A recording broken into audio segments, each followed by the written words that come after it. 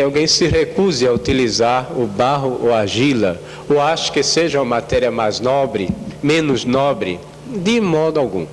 É tão nobre quanto a madeira, tão nobre quanto o gesso, para a imaginária e para a fabricação de utensílios sacros para o culto divino.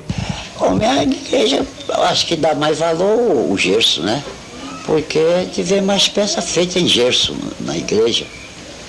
Como quando eu fiz um Cristo, eu consegui um Cristo e levei para o padre. E aí tinha a igreja, eu pintei bem pintado, deixei normalmente. Cheguei lá, ele pegou e disse, está pesado. Eu digo, não pode batizar? Ele disse, não. Tá certo. Eu quase que digo, mas quando Adão e Eva criou, foi do barro, não foi? Aí depois eu deixei.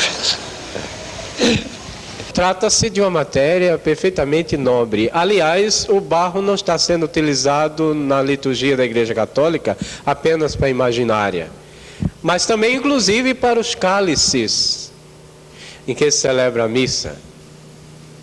Que na igreja do antigo Museu de Arte Sacra, a Igreja do Rosário dos Pretos, do Gerardo Martins, tem uma coleção de cálices de barro vitrificado, de diversas cores, e se prestam muito bem para o uso no sacrifício da missa.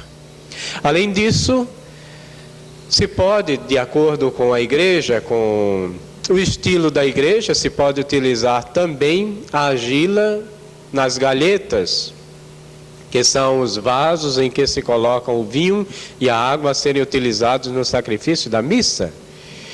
E assim se pode perfeitamente encontrar no mercado de São José, no setor de artesanato, vasos pequenos que se prestam muitíssimo bem, dependendo do estilo da igreja, repito, para serem utilizados no culto, como jarros, como vasos e também como galhetas para conter o vinho e a água.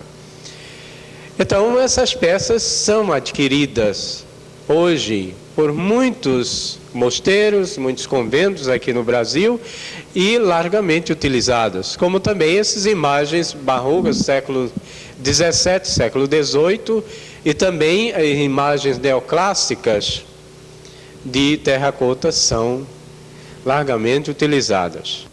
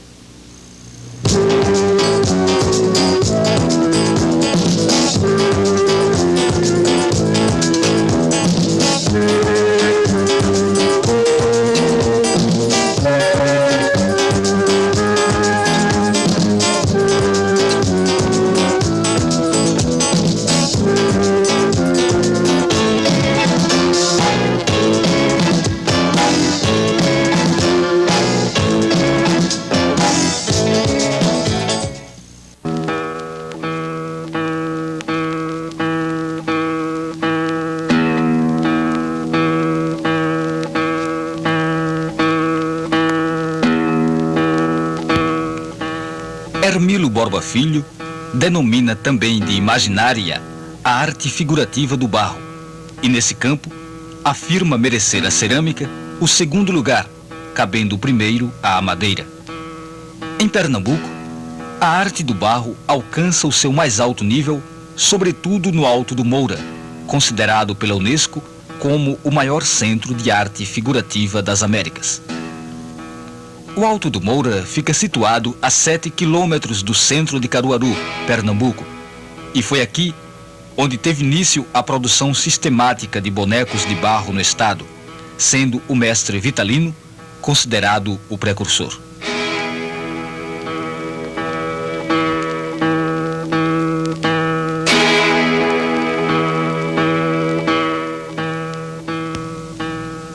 Mestre Vitalino nasceu no dia 10 de julho do ano de 1909, na cidade de Caruaru, Pernambuco.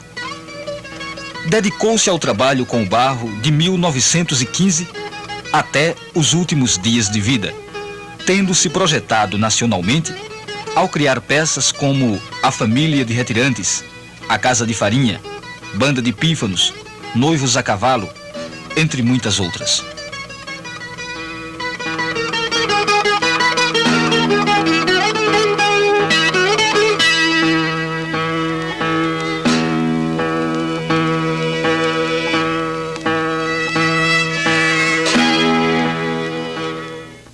Esse Alto Moura de 1948 que nós vimos para aqui, não existia esse tipo de arte, então hoje eles recebem uma mão, como se diz, do mestre Vitalino, todo mundo vive sem sofrer, não é empregado, todo mundo vive às suas custas, como se diz, então vive mais ou menos, né? Sempre nas imprensas que eu tenho trabalhado, televisão, a imprensa escrita, emissores de rádio, eles falam, pesquisadores, chegam lá em casa, por onde eu viajo, sempre perguntam a mim quem foi Mestre Vitalino. Mestre Vitalino foi um ente, foi um precursor principal do barro. Eu não quero dizer em Pernambuco, mas eu quero dizer a vocês no Brasil, porque antes de Vitalino ninguém via divulgação de nada, ninguém escrevia nada, em jornal ninguém via nada. Se houve um outro ceramista, mas a verdade é que ninguém nunca viu, nem o viu em jornal nenhum. Então, Vitalino era muito meu amigo, era um homem de 1,58 m, para 1,55 m, 56 m por aí, era calvo, usava roupa de caque, usava um cacetinho, usava um capote serrano nas costas, chapéu de couro, o bolso cheio de fumo e seda e uma faquinha para fazer cigarro, tomava umas cachaçinhas, inclusive ele bebia, mas eu também.